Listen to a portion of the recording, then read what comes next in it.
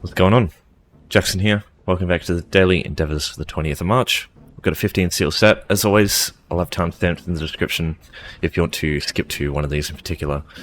Killing plant creatures, collecting runestones, completing a heist, capture a keep in Cyrodiil, and complete a dungeon with a guildmate with a bonus 30 seals and extra XP on that. So obviously you want to get this one done today. So fairly straightforward. The only real issue here is just trying to find someone to do it with. I'll go through the quickest way to do this, the quickest way to unlock how to do this, so it'll all be here. So we'll start with this one, because I think it's the important one here. So all you need is someone in a guild that you're in. The good thing about this is you don't need to you don't have to get into a guild and find players for that. You can find someone off the street, basically, and you can create your own guild. So what you need to do is in the guild menu, just go to creating and joining guilds. I guess I've already... So you'll be able to create one guild yourself. It'll show up here. There'll be a button to press there. You do that. You can give it a name. Now what I would suggest you do is call it guild and then just randomly generate a number on Google and have that in words, because you can't actually put numbers in the guild. Something like that. It's really easy to do, really quick to do, and that will instantly create the guild. At this point, you go to roster and you add member. You just find their @name or their player name, or their character name, and then you go okay. They get an invite and they just have to accept it, and then they're in. From that point, before that, I would suggest not being in the dungeon until you've done that, just because with Infinite Archive the other day, I created the guild after I entered, and that caused I didn't end up getting the endeavor to go through. So I think if you create the guild after you've entered, then it doesn't count. I'm not too sure. But just in case, just make sure you do that before you enter Fungal Grotto. So at that point, just make sure you're both in the same group, and then you can enter Fungal Grotto 1. This is the only place I really suggest for doing this, because Fungal Grotto 1 is really, really fast. And you only have to kill 2 enemies, really. So there's a boss here and a boss here. That's basically all you got to kill. So afterwards, we'll show you how to get here easily. But just get the quest if you haven't already. Now you can pretty much complete this with a new character. Also, like, the other player doesn't even have to help you. Even if they're just like AFK in the corner, that's totally fine. But the enemies are easy. They're all very weak. There's not much tactical flexibility of the enemies. It's just mostly melee enemies, couple of ranged enemies, like a couple of mages and a couple of archers. But there's like not really any serious mechanics that you have to avoid, like with a lot of higher tier dungeons. And if you're a Nightblade, you can just skip everything through here until the final boss. So yeah, being a Nightblade in here is great, because you can just cloak past all the enemies. You don't need to fight anyone here. The only enemy that matters is this guy here. War Chief Ozazai. So we want to pull this guy down. Whoops, I've pulled the whole group. The minions are the worst, like the biggest problem. I find them to be more dangerous than what Ozazai actually is. So yeah. Stuff out of the standard when it comes down. They are produced by his minions. That's why I reckon they're way worse. So kill them first. But with this boss is he does that annoying like raw attack, and it like you kind of get stunned for just a split second, and it really that thing there, and it really fucks with your rotation. But yeah, other than that, just have like one self-heal and you'll be totally fine. Like, I've come through here with no gear on a level 3 character, and I've done this. It takes ages, but it's totally doable.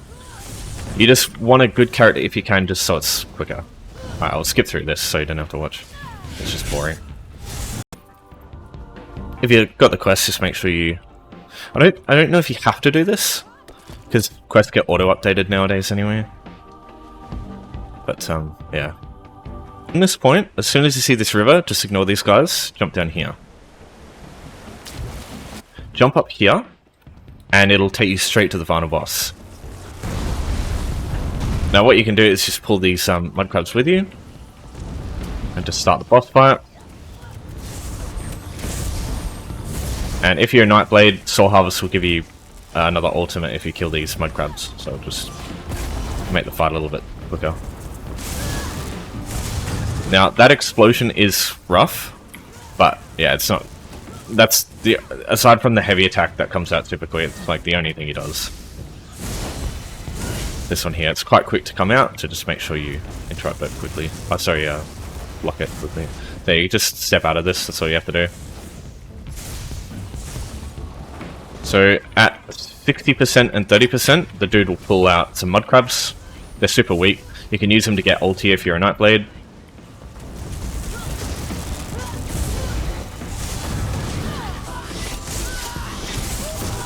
And that's it. So yeah, completing a dungeon with a guildmate. So it will take 5 or 10 minutes or so. So yeah, quickest way to do it, I think. The only other one I would consider suggesting is Elden Hollow 1, because while you're going through the dungeon, you can find Spriggans in a corner near the first main boss. You can kill them to get the plant endeavor done, like the plant enemies endeavor done at the same time. You can get 2 birds with 1 stone. And there's a lead for a very good mythic called the Ring of the Wild Hunt. One of their leads comes from this dungeon, so you might get a chance to get that lead, which is honestly the most painful part of getting this lead, getting this mythic, sorry. So yeah, you can try that if you want. But Fungal Grotto 1 is without a doubt the quickest dungeon that you can complete in the game. And like, it's so easy too, like on your own, like the other person could be AFK and you can just do it fucking in your sleep. Okay, so as for how to reach Fungal Grotto 1 if you haven't before, I assume most people have access to this, but if you don't, let me go through it. So you can just start at the wayshrine that you start off with in Devon's Watch on the east side of the map. That's all the way over the other side. There's actually a quicker way. It's got to do with Kragan Moor here. So what you want to do is go to Home Tours, Browse Homes, and you want to look for the word Kragan. So go to K, Kragan Home, this one here. Travel to any of these, doesn't matter which one. Wow, okay, interesting. So yeah, just leave the home. That will put you right here, which is pretty close to Fungal Grotto 1. That's, as far as I know, the quickest way to get there from scratch. But I guarantee if you find another player to do this with, to join like a guild or whatever, they will probably have Fungal Grotto 1. This is one of the first dungeons that you usually queue for when you do a random normal, which I assume most people do. So yeah, should have this by default, but just in case you don't, that's a way to get there. Alright, now I'll talk about the plant creatures on its own. So my preferred method for this is to do an instance area. City of Ash 2 is a little bit of a pain to get to, but you know, it's not too bad. But I'll just go through some easy options to reach. If you go to Vale of the Guardians here, there will be lurchers, but the lurchers are it's usually where people go, I find, but it's very easy to get to. You get this way to start with, very quick to reach. The other way usually is in Grotwood. Most of this place has stranglers, usually quite frequent all over the place. Same with a few lurchers, but they're usually far between each other. You can use Roots Under Ruins to kill stranglers, and I think there's also I think there's Spriggans in here too. Is usually the one everyone goes to though, and I find this one to be quite packed. But normally what I do is, yeah, I go City of Ash 2, because instance area, you guys know how I feel about instance areas. Not having to deal with other people killing stuff makes it more reliable. You can come in here whenever you're ready, and just kill all the enemies whenever you feel like it. So you've got 3 stranglers here, and there'll be more in a little bit later on. They have about as much health as the lurchers do in Glenumbra each. And there's 5 in this initial area here. You might have to fight a crocodile or 2, but it's not too bad. So you get those 2. You get this one here. You can pull this one without fighting the crocodiles on the left. You just got to make sure you don't hit them. Yeah, they're a little bit tanky, but they don't do all that much damage, so you shouldn't have too many dramas fighting them. Just like a decent damage dealer build will probably be fine. So just pull these 2, and as you can see, the crocodile will pull. So I think this group here is its own like enemy group or something, or they have their own like enemy group behavior. But yeah, the other one apparently isn't part of that group. So yeah, 5 plant creatures there. There's also more later, but that's all you need for 5. So yeah, that one's a really easy way to use. Now, if you want to get easy access to City of Ash 2, there is a little bit of an annoying trek going through here. But there is a house here called Cliffshade. So just like before with Fungal Grotto 1, if you go to Home Tours, Browse Homes, if you look up Cliffshade, this one here, travel to this house, just go outside, and that will also take you to Greenshade as well. That's the closest house I know of in Greenshade to get you there. You can just travel to this way shrine if you've been to Greenshade before, but the only issue is the boat swains. If you normally use that route, it'll take you here instead, so it's a little bit of a trek getting that way shrine, whereas you can just use Cliffshade, just save yourself that trouble. So yeah, that's what I suggest. As soon as you get access to City of Ash 1 and 2, from that, you can use it. You can get here from a way shrine anytime you want. So just 5 stranglers right there. Regardless of what's going on outside, they'll always be ready to go for you, and it'll just take you a few minutes to get through them. That's usually the quickest way I find to get 5 plant creatures on its own. Okay, so next up we'll talk about Runestones here. So these things, as you can see, the easiest way to locate them in the wild is to check for the little orange glow on the ground. But yeah, this I find to be, of all the node type endeavors, this to be one of the most annoying, because I find Runestones are not as frequent to find in the wild as other stuff. But it's the same deal as everything else. You want a character that's pretty fast on their feet or on their mount. You want a little bit of inventory space, because unlike the other ones where it's just like, well, it's similar to alchemy where there's like many different things that you'll get, and you'll want some inventory space to be able to hold all the stuff first. So yeah, just a couple of things to go through there. Also, as always, surveys will help with this one a lot, because surveys, they give you 6 nodes in total, which can it speeds up the process of doing this one much quicker if you've got some surveys in the inventory. But as always, I don't like using surveys if I've only got like 1 or 2 left, because sometimes survey endeavors come up, and if you don't have any surveys to do those, you're screwed for those, whereas this one just means that this one will take longer. So yeah, just if you've got tons of surveys, just go nuts, but I usually just like to hold on to a couple for that reason. So I'll just go through, see if I can find some in the wild. There's an add-on that I do suggest called HarvestMerge. Oh, HarvestMap, sorry, I keep saying that. HarvestMerge is like a add-on you can get for it, but HarvestMap is the main thing. Every time you collect a resource in the wild, it marks it on your map for you, so you can come back and check it later whenever these endeavors come up. So it can like shorten the amount of time you spend finding this stuff, because you go to places that you know will maybe have some stuff. The main issue is sometimes you'll get there and there just won't be anything, especially right now when everybody's probably going to be doing the same thing. Just gotta probably get rid of all my inventory. So normally Craiglawn's my go-to for resource gathering, and it is in this case, because usually there's just stacks of stuff all around. But you don't really, if you're just looking for runestones, Craiglawn's no better than any other zone, because the main reason, oh god damn it, there we go. The main reason you come to Craiglawn is to farm the other resources for Gnome Crocs. But you can't get Gnome Crocs from Runestone, so you don't really, it's probably not worth it coming here, because everybody's, I mean, yes and no, because everybody's searching for stuff in this, but they usually search for everything else that isn't Runestones. But, you know, some people go through them because they do have a resource that is really good. Did I get any by chance? No. So, the main draw to not using surveys for this is the housing material that you get from Runestones. Come on, don't. Okay, cool. So Runestones can actually give you something called mundane runes. Mundane runes are actually quite expensive, and you can only get them from non-survey Runestones. It's a bit weird. You can't get housing materials from survey items.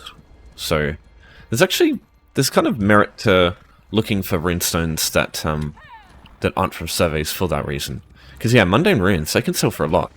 Another one. So yeah, usually, like once you've gotten a few Runestones, you'll be able to just see in the distance, like you'll be able to know the shape and yeah, that red, like the orangey tint as well. You can see that from a mile away.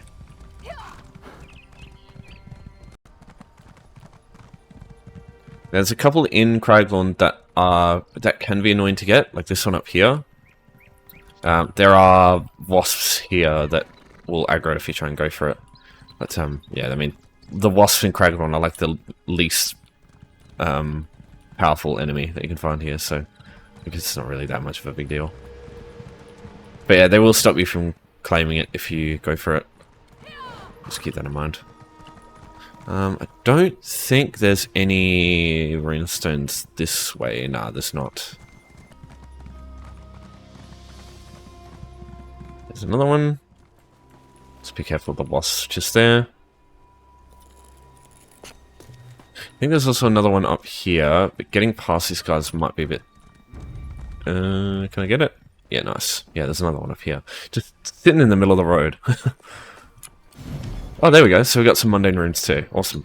So yeah, these things here. Housing material, mundane rune. Look at that. Nearly 300 gold each. So yeah, getting these things can be beneficial if you end up getting them. But yeah, you can't get these from the survey ones, which is, I guess, good in a way if you're going to do it this way. But yeah, it kind of sucks. But then again, they wouldn't be as expensive as they are if they were from surveys, would they? Alright, let's keep moving. Okay, so now we've got capturing a keep in Cyrodiil. So I would highly advise doing this as a group. So there's 18 keeps in total in a Cyrodiil campaign. There's a couple of campaigns you can look for. The only one I would really suggest trying this in for it to be reliable, even then it's reliable, not really, is the Alliance Locked campaign. I find that compared to the other two, this is the one that is the most full. If you come on prime time to do this, you probably won't be able to get in because this is usually the first one that fills up. Then it's usually standard and then standard no CP. Yeah, try and do this with a group because keeps are much easier to like take down with a group. Trust me. You want to get some siege in order to be useful during a siege, so get some siege weapons. The ones I would recommend for attacking is a little bit different from defending.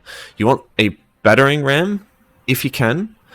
This is yeah. So I'll explain them in a bit of detail. So you can get your battering ram, and then you can also get your normal ballistas here. So these two, they're the. You can also get some stone trebuchets as well. These are pretty good. Those are the sort of three main ones that I would go for. Maybe meat bags for when you're fighting a big group of players versus another group of players. Things like this and scatter shots can help if you're trying to get in and they're like sort of trying to funnel you into a location. It's a bit more technical than that, but yeah. You can also use the other ones, but if you want to damage the walls, then your regular ballistas, or if you want the doors, the battering rams are definitely the best options.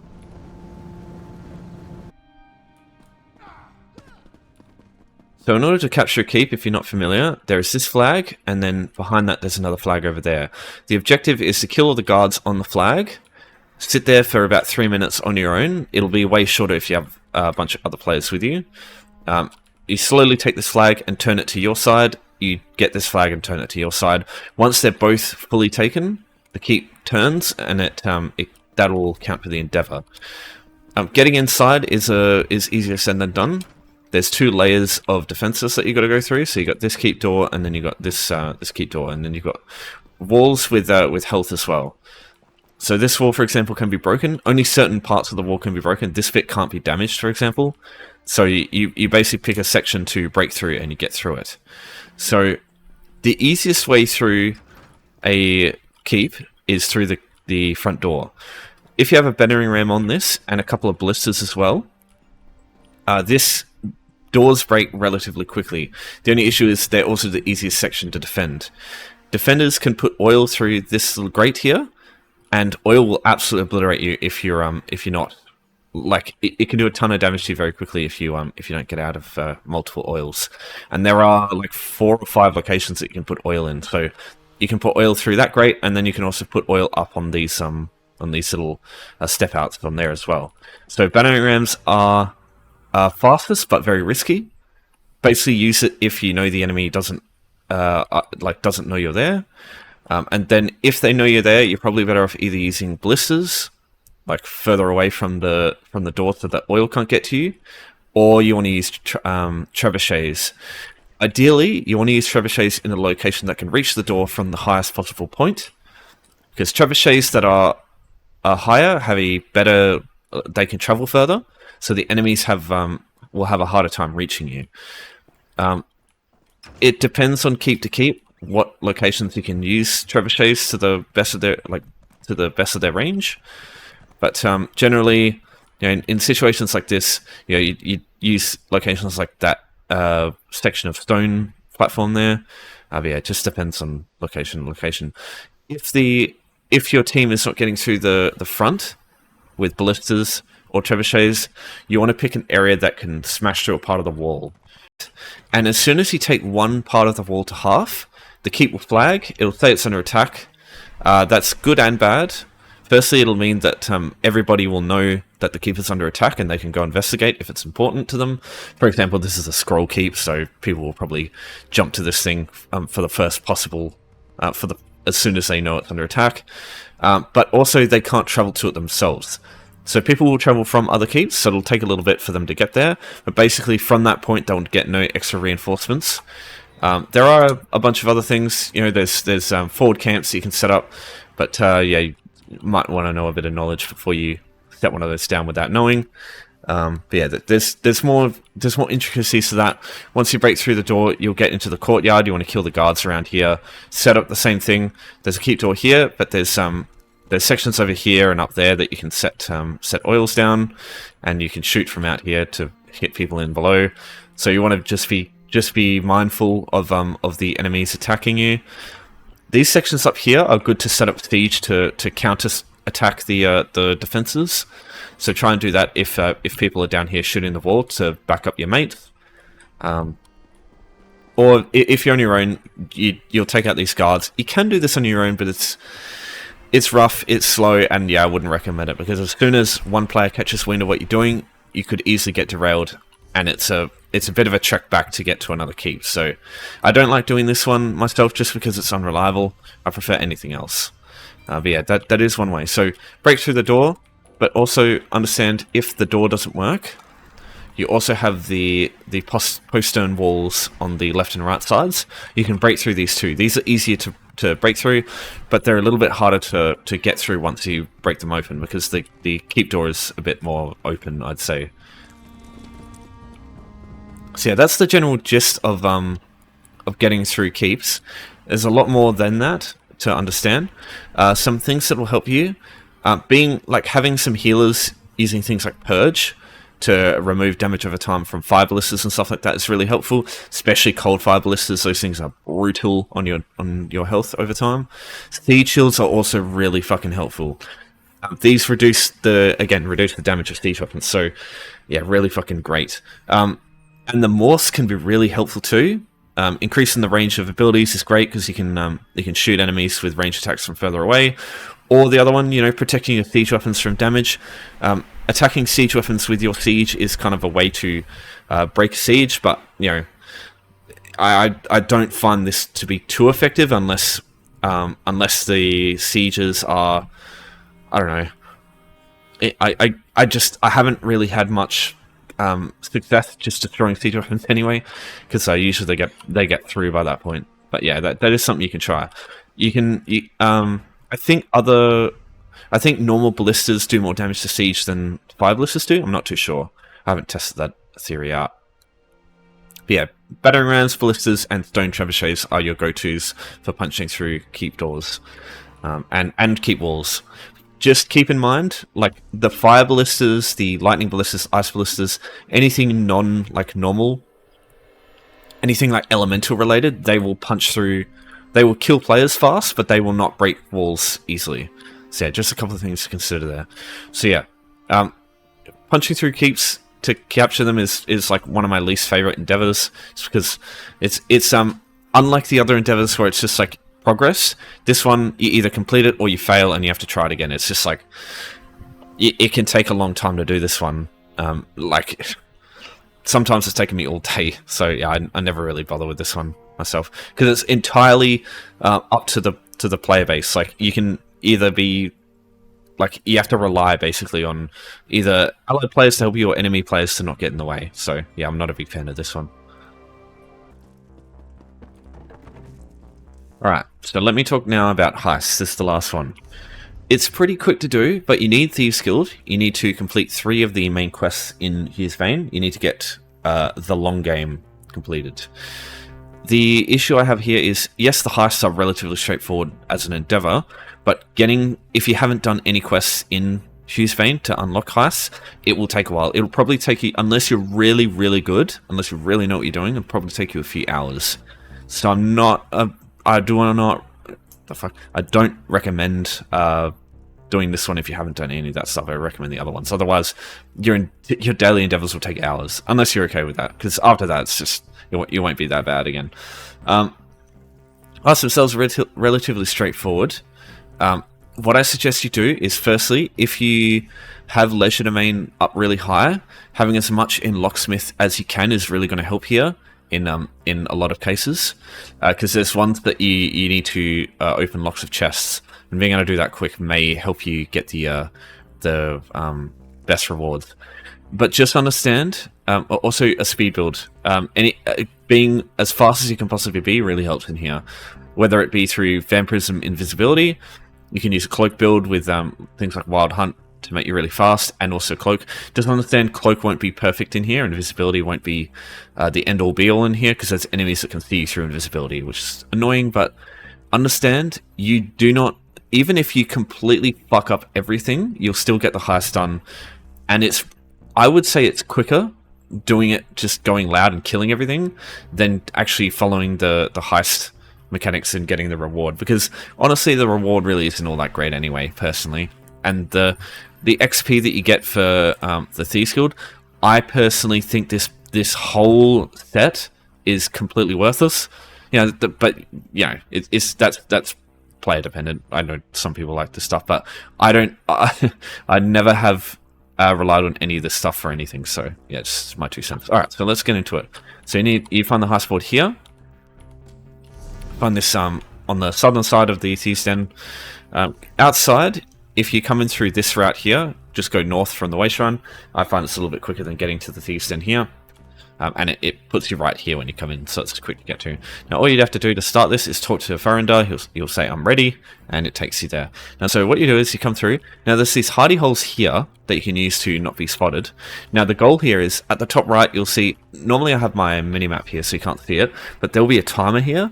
The goal is, if you want the best rewards, you have to beat that timer, basically. Every time you get spotted, the timer will drop. Which is why I say, to hell with it, just fucking rush through and collect all the shit. Because all that happens when that timer runs out is you fail the secondary objective and don't get as much rewards. That's it. You also don't get as much Thieves Guild XP. But as you can see, I've already got 2 out of the 4 things, so if you just want to run through and kill all the people and just not give a shit about following the rewards, that's totally fair. Like, don't worry about it.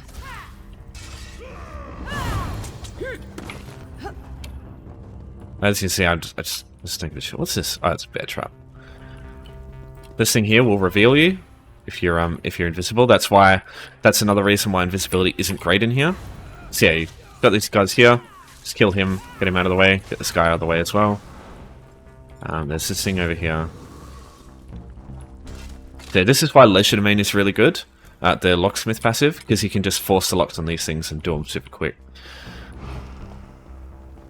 It's also why invisibility is quite helpful in here, because yeah, you can just invis past most enemies. There will be some you can't get past. It's like enemies with this stuff here, these guys with this the blue ring. These guys can't be run past in invisibility because they'll detect you through stealth. But don't worry too much about that. Honestly, just run through. And just talk to Farrinder when you're done, and let's get back. So you can pull off a perfect heist, even though you'd get spotted 1,000 times, but it's random. Completely random. I find it a lot easier, though, to get the perfect reward for this than I do for Black Sacraments. Black Sacraments are a fucking waste of time for endeavors, trying to get the perfect one. So yeah, if you get purple, that's the best reward, so that's good. You either get that, you'll get blue, or you'll get green.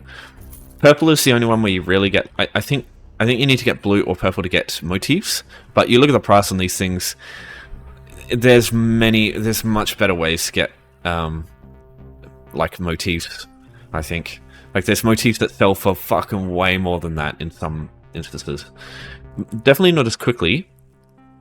But most people have Thieves Guild motifs anyway, so and I personally think that Thieves Guild motifs look fucking hideous. But that's just me as well. So you get this stuff here, you can sell it for a bit of gold.